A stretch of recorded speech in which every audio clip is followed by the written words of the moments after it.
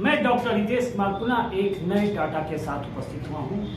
आज का डाटा नालंदा विश्वविद्यालय है। आगामी BPSC exam, PCS exam, railway और सब इंस्पेक्टर के एग्जाम के लिए यह डाटा काफी महत्वपूर्ण है।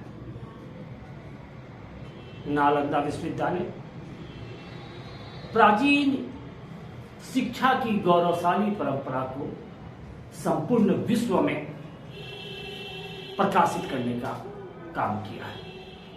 यह नालंदा विश्वविद्यालय बिहार में अवस्थित है।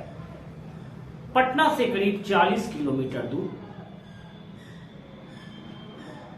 या यूं समझ ले राजगीर से 10 किलोमीटर के समीप प्राचीन नालंदा विश्वविद्यालय अवस्थित था।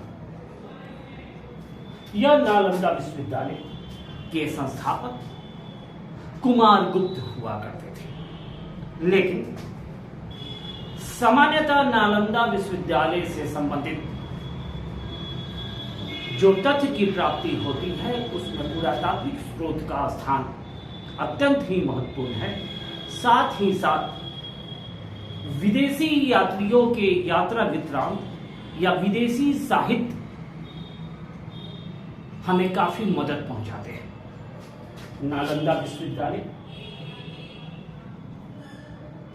के बारे में विशेषकर यात्रियों के राजकुमार शाक्य मुनि के नाम से प्रसिद्ध ह्वेन-सांग का योगदान काफी महत्वपूर्ण है।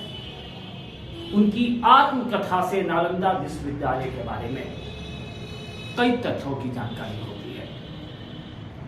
नालंदा विश्वविद्यालय के संस्थापक शक्रादित्य थे। इसकी पुष्टि ह्वेन-सांग के आत्मकथा सी युकी से मिलती है। ह्वेन-सांग की आत्मकथा जिसके लेखक विली हुआ करते हैं, इस पुस्तक में उन्होंने लिखा है कि नालंदा विश्वविद्यालय की स्थापना शक्रादित्य के द्वारा की गई। यह शक्रादित्य कौन थे? तो कुमार गुप्त थे।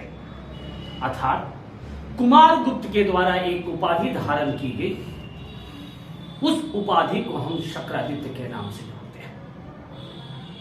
पीसीएस में आपसे पूछा जा सकता है कि ह्वेन-सांग के अनुसार नालंदा विश्वविद्यालय की स्थापना किसने की? तो शक्रादित्य ने की। और विकल्प में हो सकता है कुमार गुप्त न रहे। तो ऐसी परिस्थिति में तथ्य आधारित पढ़ाई यदि आप नहीं करते हैं तो इसका खामियाजा भुगतना पड़ सकता है।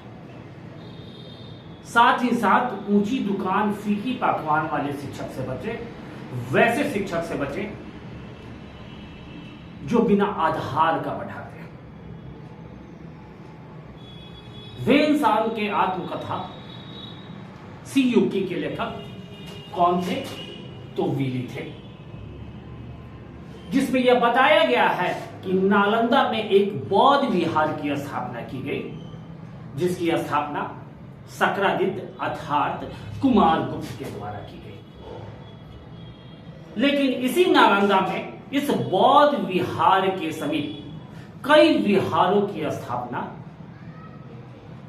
अलग अलग समय पे अलग अलग शासकों के द्वारा की गई। जैसे नालंदा में एक और बौद्ध विहार की स्थापना बुद्धगुप्त के द्वारा की गई। पुनः उनके पुत्र तथागत बुद्ध के द्वारा भी नालंदा में एक बौद्ध विहार की स्थापना की गई।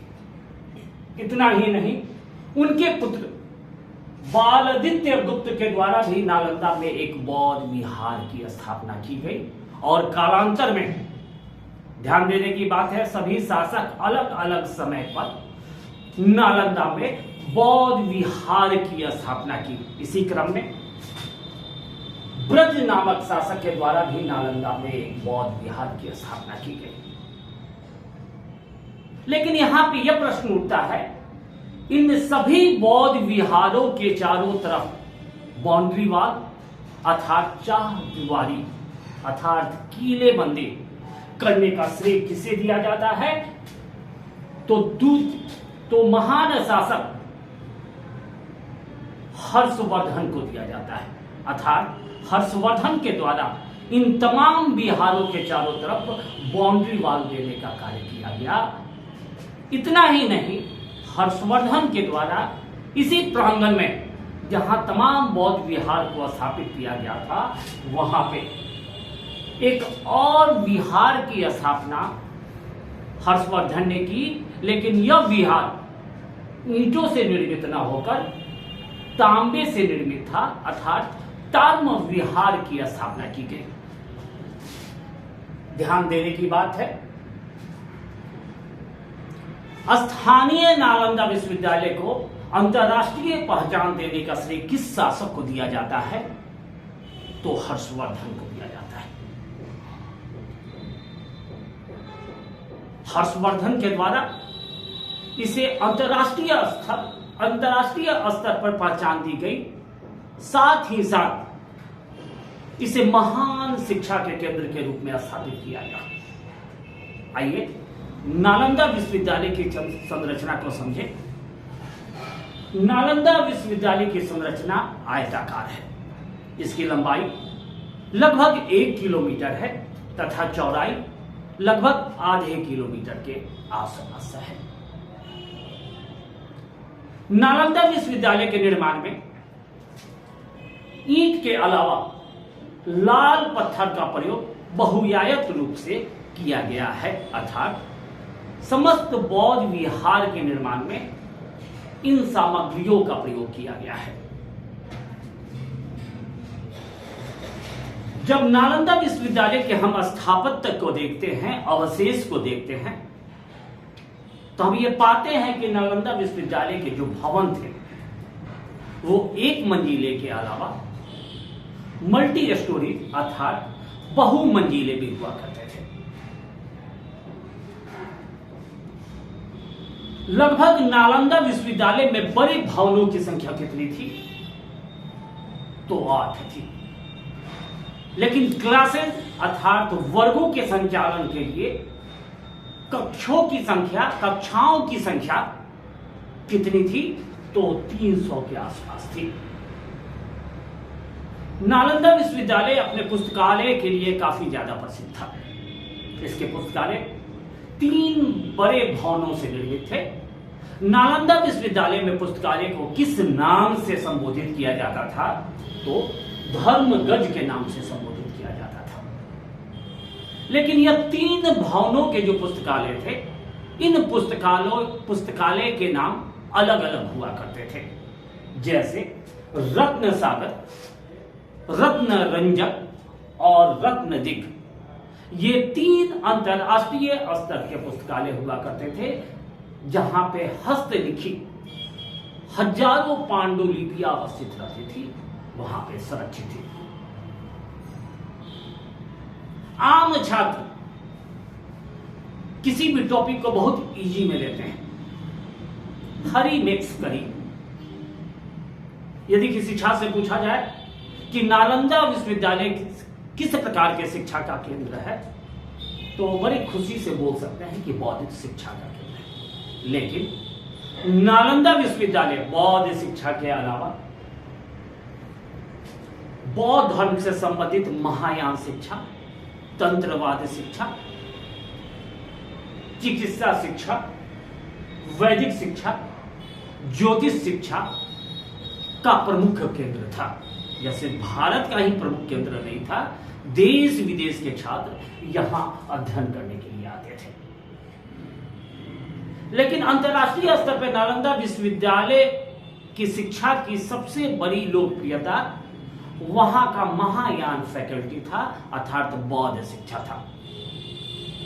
बौद्ध शिक्षा में महायान शाखा की पढ़ाई नालंदा विश्वविद्यालय में सर्वश्रेष्ठ हुआ करती थी।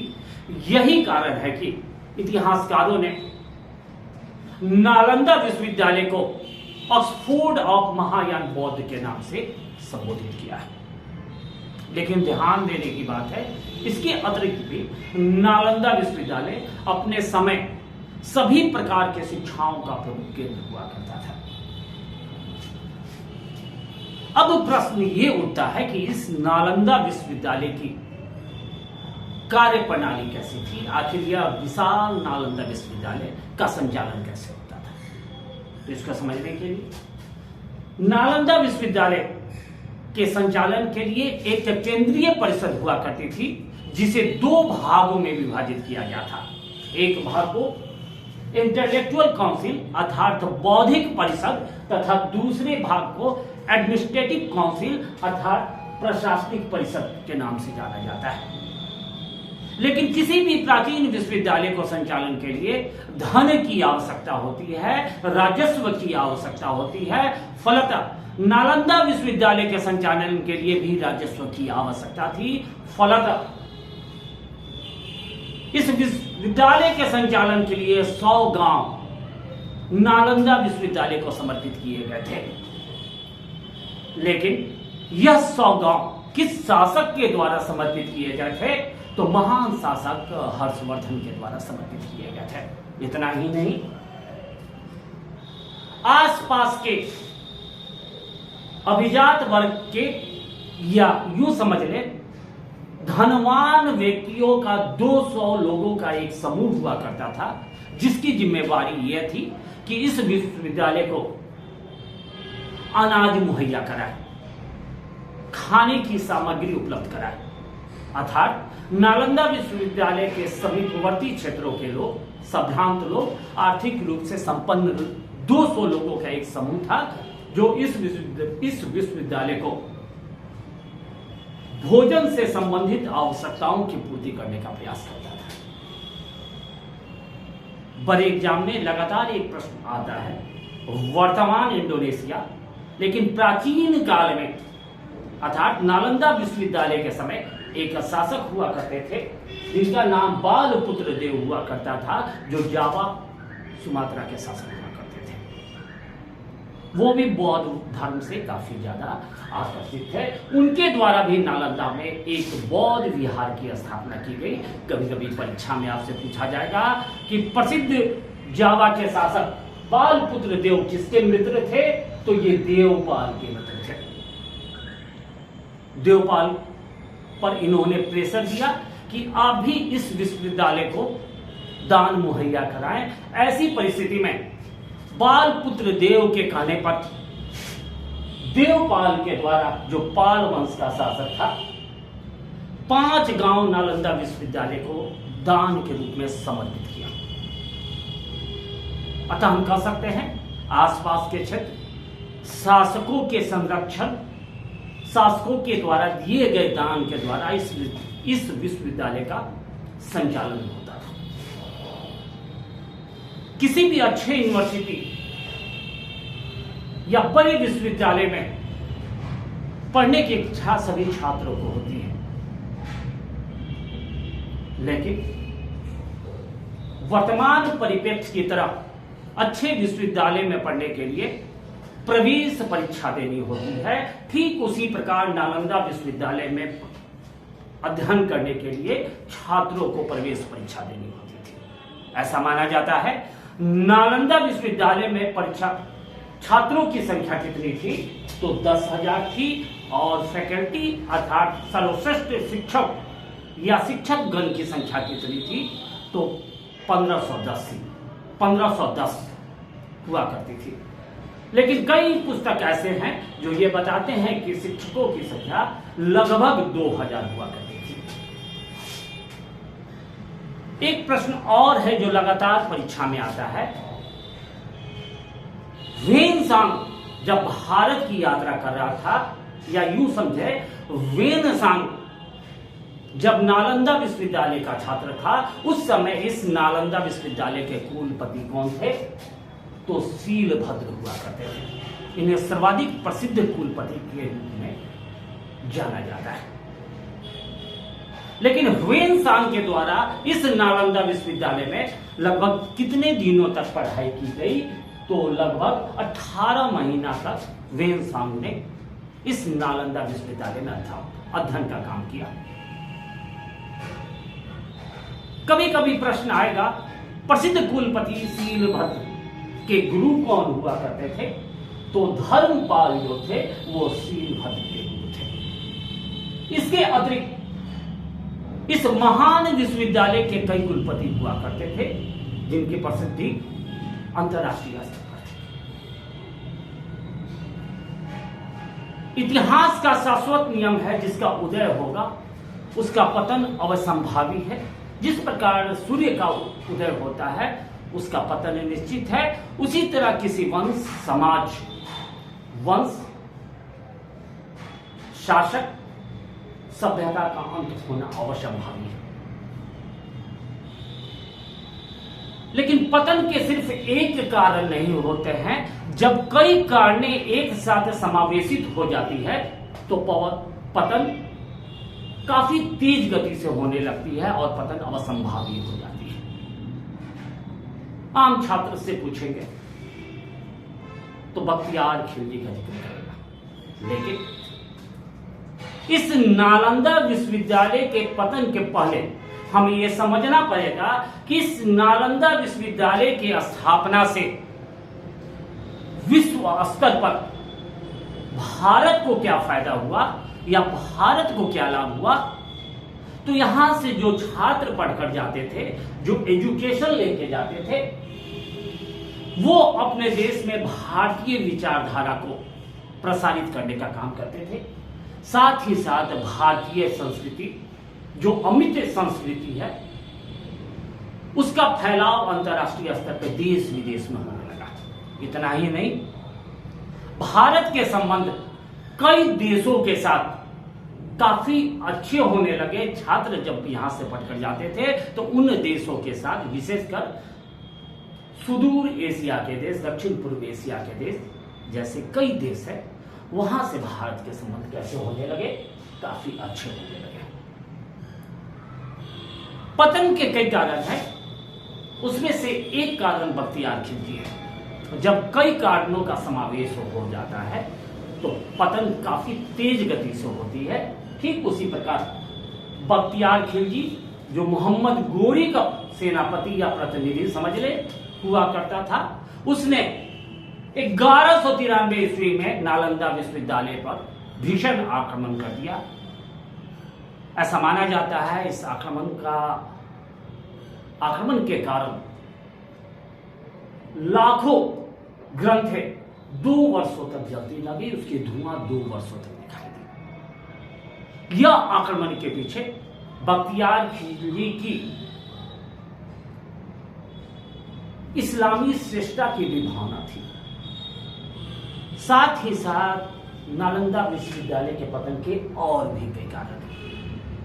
ऑक्सफोर्ड ऑफ महायान बौद्ध के नाम से प्रसिद्ध नालंदा विश्वविद्यालय में धीरे धीरे 10वीं शताब्दी आते आते तंत्रवाद अर्थात वर्ग ज्ञान का प्रभाव काफी ज्यादा स्थापित हो गया। इतना ही नहीं, बड़े शासकों के द्वारा इस नालंदा विश्वविद्यालय को संरक्षण में कमी आने लगी और पाल वंश के शासक जो इसको कई प्रकार से अनुदान दिया करते थे, राजस्व दिया करते थे, उनका आकर्षण धर्मपाल के द्वारा स्थापित विक्रमशिला विश्वविद्यालय की तरफ ज्यादा होने लगा। फलतः धीरे धीरे यह नालंदा विश्वविद्यालय उपेक्षा का शिकार हो गया और इस महान नालंदा विश्वविद्यालय का पतन हो गया। टॉपिक कैसा लगा अपने कमेंट को जरूर करें, लाइक करें और मेरे वीडियो को सब्सक्राइब करें। आज के लिए बस इतना ही। अगले संडे को अपना एक नए डाटा के साथ उपस्थित होऊंगा। सच्चे शिक्षक की तलाश करें, ऊंची दुकान फीकी पकवान से बचे, कम पढ़े लेकिन मन से पढ़े। धन्यवाद।